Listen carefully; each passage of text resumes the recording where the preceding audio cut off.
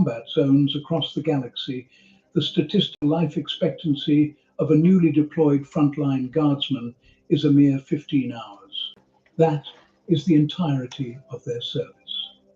15 hours of cold, damp terror, deafening noise, and frantic prayer before they are ground into the blood-soaked muck. And when they fall, they are replaced instantly by the next nameless conscript, stepping blindly over their shattered corpse to fire into the dark. Horrible. The Astra Militarum is the great grinding sledgehammer of the Emperor, winning impossible wars of attrition through the agonizing wholesale sacrifice of entire generations.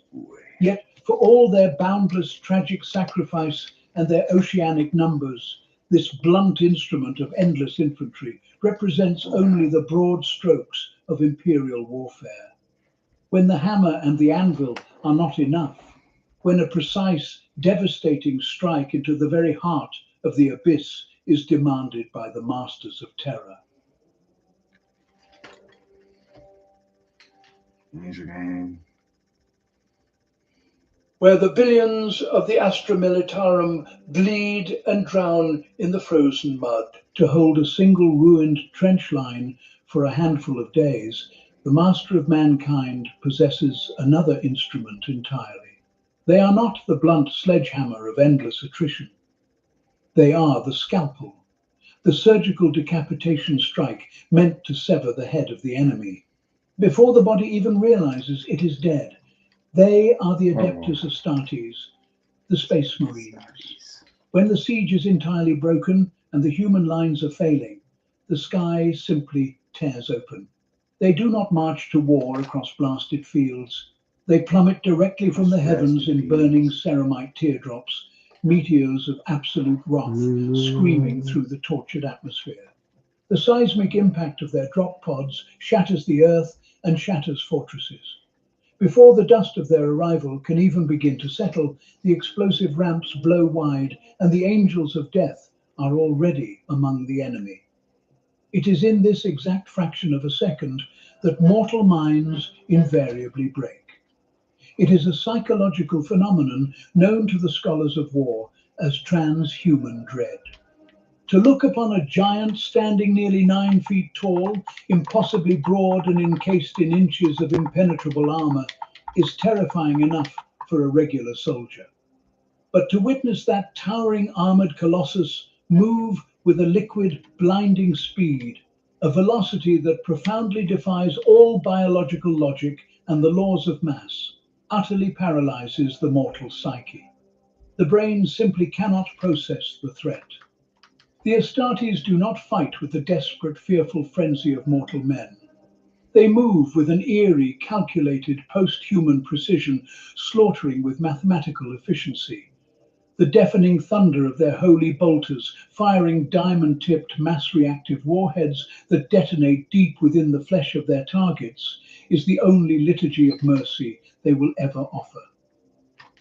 Yet to forge such perfect weapons of utter terror requires a supreme and terrible sacrifice. They are no longer truly human. To become an Astartes is to be violently stripped of all mortal frailty, and with it, nearly all mortal compassion. They are selected from the harshest death worlds as mere children, subjected to decades of agonizing physical surgeries and brutal psycho-indoctrination. Their childhood memories are burned away, their minds systematically rebuilt to know nothing but unwavering duty, xenophobia, and war. The holy gene seed, the genetic legacy of the Emperor's legendary primarchs, is grafted into their bodies.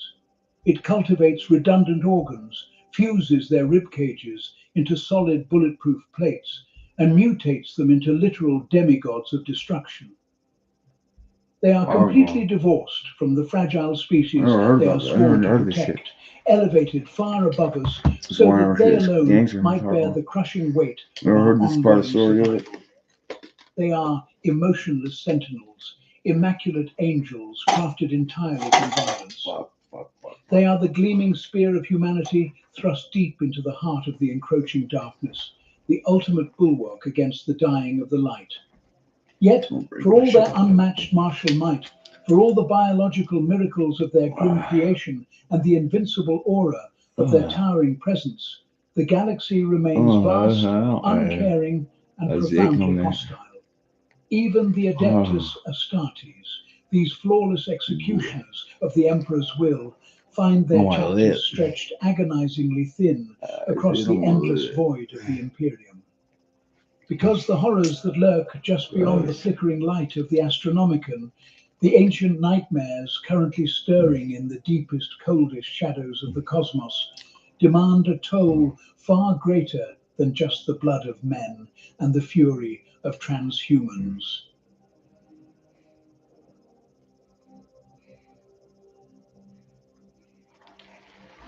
Yet where the Adeptus Astartes apply violence as a scalpel, there exists a force that drowns the galaxy in an ocean of blunt, rusty blades. To look upon the orc and see merely a screaming barbarian is the fatal conceit of 1,000 doomed planetary governors.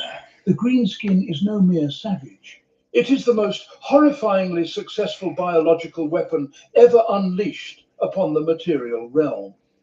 When humanity wages war, we bring our logistics, our rations, our supply lines forged of blood and sweat. When the orc goes to war, it brings its entire ecosystem. Every drop of orc blood shed upon a world releases millions of microscopic spores into the atmosphere. They do not just invade a planet, they terraform it into a crucible of unending violence. Deep within the shattered earth, far out of sight of our grand macro cannon batteries, the insidious spores take root.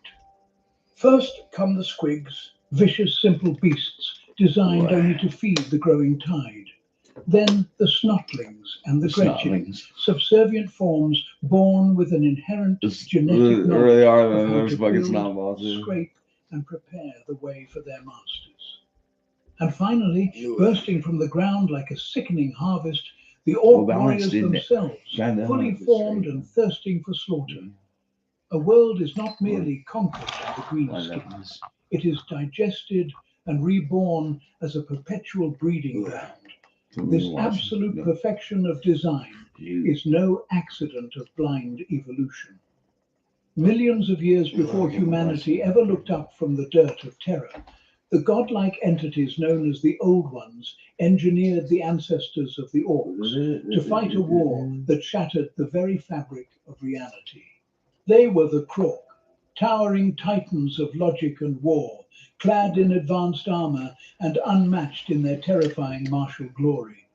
The Old Ones are dust, their cosmic empires erased from time itself, but their ultimate weapons survived. The orcs of today are but the degenerate echoes of those ancient titans, stripped of their high intellect, but retaining every ounce of their indestructible, self-replicating vitality. It is a truth that borders on the heretical, yet it haunts the midnight hours of every chronicler within the black light. We fear them, but deep within our withered souls, perhaps we also envy them. Look upon the state of our galaxy. Look upon the encroaching darkness, the endless slaughter, the despair that chokes the stars. To humanity, to the ancient Eldar, this is an agonizing slow death. To the orc, it is absolute paradise. They are the only true victors in this grim reality, because the galaxy is exactly as they desire it to be, a massive, eternal war zone.